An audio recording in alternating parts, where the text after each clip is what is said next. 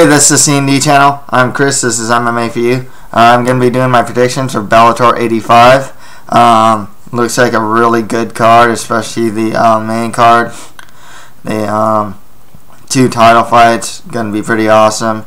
Going to happen this Thursday at January 17th. I might actually go to this card live because the Brand Center's really close to where I live and really close to where I work. Even the undercard's pretty good. You got some UFC veterans like Guyman, Lambert, Ramirez, some light heavyweight tourney opening round fights. So pretty good card overall. Looking forward to this one. Okay, the main event has Michael Chandler versus Rick Hawn. Michael Chandler, man, just 10-0 undefeated record. He got that big win over Eddie Alvarez to win the title, beat up Akihiro Gono pretty easily. He's training at Alliance right now. He's only 26 years old, showing some really improved kickboxing as of late. Showed a good chin against Chandler as well. His wrestling's really strong and he's very aggressive. He's good in the clinch. Very much, I always compared him, except he has better kickboxing, I think.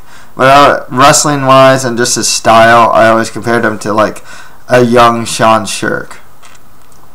Rick Hawn, 14-1 record, and even that one loss was to Jay Haran in a fight that many thought that Rick Hawn should have won. 9 wins by KO or TKO, 5 wins by decision. He's 36 years old on a 3-fight win streak, but he is showing some really solid boxing as of late. You can watch the Lyman Good fight, the Weidman fight, the Ricardo Terloni fight, the Lloyd Woodard fight. I mean, he knocked out Woodard and Terloni. He's been showing some knockout power down in lightweight. He trains at TriStar now, and he's a judo Olympian. Strong takedown defense, good offensive takedowns. But one thing that's really been impressing me is his boxing as of late. Good defense too, He's a guy that's generally really hard to hit clean. You know what? Michael Chandler, really good fighter. I mean, beat Rick Hawn. He's still young, 26. If this guy goes to the UFC, I can see him be a top 10. I can say Rick Hawn is 10 years older, but I can say the same about Hawn, to be honest. I mean, he's just a really good fighter himself. I think defensively, Hawn is probably the better fighter. I like his boxing a lot, and just his overall movement's good. He's gonna be hard to take down. He's an Olympian, good into clinch himself. Trains at a good camp. I'm going with Rick Hawn to win this one. I think he'll, and I said it before actually in recent Bellator shows. I think he's gonna be the new Bellator lightweight champion. Yeah, I've just been really impressed with the guy. But it should be a really good fight nonetheless. Michael Chandler just really putting it all together as of late, striking, wrestling, it's all there for him as well. Next fight after that, really good fight here, and one I've really wanted to see for a while is Pat Curran fights Patricio Pitbull Freire. See, there's a couple problems with both guys here. The big problem with Pitbull is that he has a long layoff. He last fought on May 2011. The biggest problem with Pat Curran is that he's very I know in the Joe Warren fight he really showed high aggression, but he shows aggression during openings. If there's no openings, he really allows his opponent to get off first. The thing with Curran though, defensively is awesome. I mean, the guy is, once again, he's a guy that's really hard to hit clean. And this should be a great fight, Pat Curran, 17-4 record, 5 wins by KO or TKO, 5 wins by sub. He's only 25 years old, trains at Team Curran. He's big for the weight class. Patricio is actually pretty big for weight class too. Very good, just overall defense. He's definitely hard to hit. His counter striking is really good. You can see it in the Sandro fight. The Warren fight too was actually just a matter of finding openings and counter striking. His wrestling's good. He's hard to hold down, and he has strong Brazilian jiu-jitsu. I mean, he got that like proving necktie on Azevedo. I forgot his name now, but with Freire, 17-1 record, only lost to Joe Warren, and even then, including myself, I thought that Pitbull won that one. 6 wins by KO TKO, 7 wins by sub. Only 25 years old. Sitting in at Team Nogueira, and of course the Pitbull brothers gym as well. Strong Muay Thai. He's a good counter striker himself, and if he wants a Daniel Strauss fight, Pitbull's offensive takedown ability was really on point in that fight, and he has really good Brazilian jiu-jitsu. So I mean, but once again, he has a layoff going against him. Curran has really good defense, and he's the type of guy that'll find openings. So in one sense, I can see Pitbull getting off first and maybe avoiding the counters from Curran, or at least avoiding the counters. Maybe not avoiding the counters. Maybe he'll get hit by some counters, but not get KO'd. Or the other thing is with Curran, he'll find those small openings, hit those counters, and win. And see, that's the problem with Curran, though. And you saw it in like the Alvarez fight. Curran has one pace, and he doesn't. He's not the type of guy to go first. The only time I saw that was against that English fighter, Marks, wasn't it? I forgot his name now. Ronnie. Forgot his name. But otherwise, you generally see him just mainly acting as a counter fighter with really good defense. So that, in that sense, this fight is really hard for me to call. I am going to go with Pat Curran, though, but I think it's going to be a pretty close fight. I wonder about the strategies of both guys. If Pat Curran is just going to try and find openings on Pitbull, and Pitbull can be pretty aggressive. I mean, I remember finishing salvo against like Wilson Hayes, for example, and whatnot. I mean, the guy's aggression,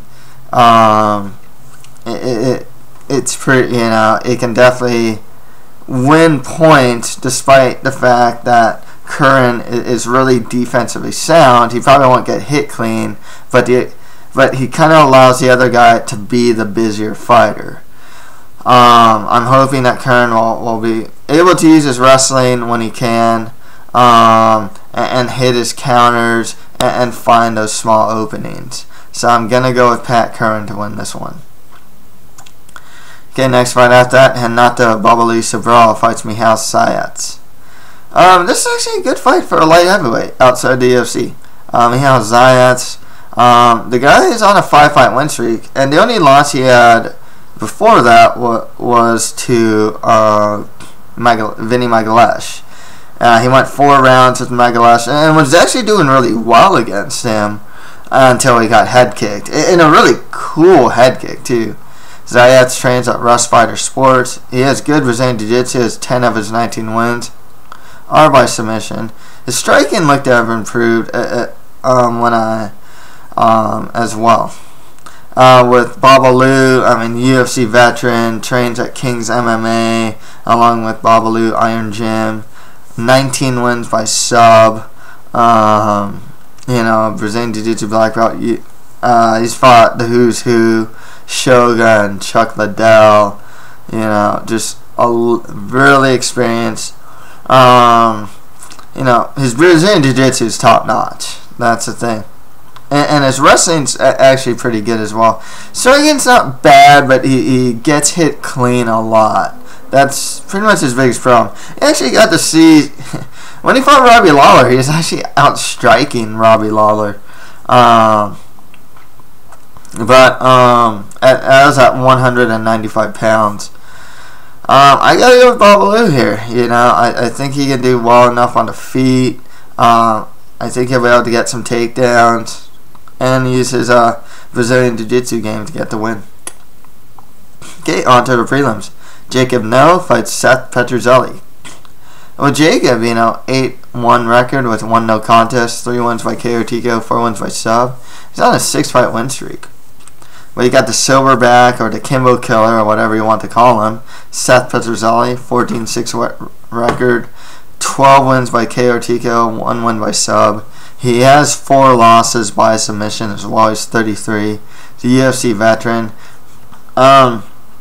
Oddly enough, like even in his return to the UFC, Seth Petruzzelli has never been able to win a fight in the UFC. It's really sad. He's actually a solid fighter. His striking's good. He's got to see that against Rico Rodriguez as a heavyweight, and he has some power as well.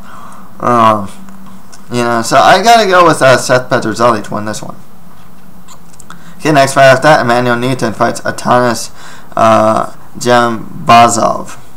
Okay, with Atanas, he has a 17-2 record, 9 wins by KO TKO, 8 wins by sub. He's on a 10-fight win streak, and also he is a finisher. All of his wins are by finish. Emmanuel Newton, 18-17-1 record, 2 wins by KO TKO, 7 wins by sub. He's 29 years old, trains at Rain/Kings MMA. Watching a lot of his fights, he uses a lot of kicks. I believe he has like a karate or taekwondo background, and you get to see that more style of kicks. You know, where he's like bending his knee first and then kicking. You know, that way there's no geez, I want to say torque. You know, he's not chambering his kicks. You know, they're really hard to see, and he has some pretty solid Brazilian Jiu-Jitsu. I remember seeing fight against Roy Boughton.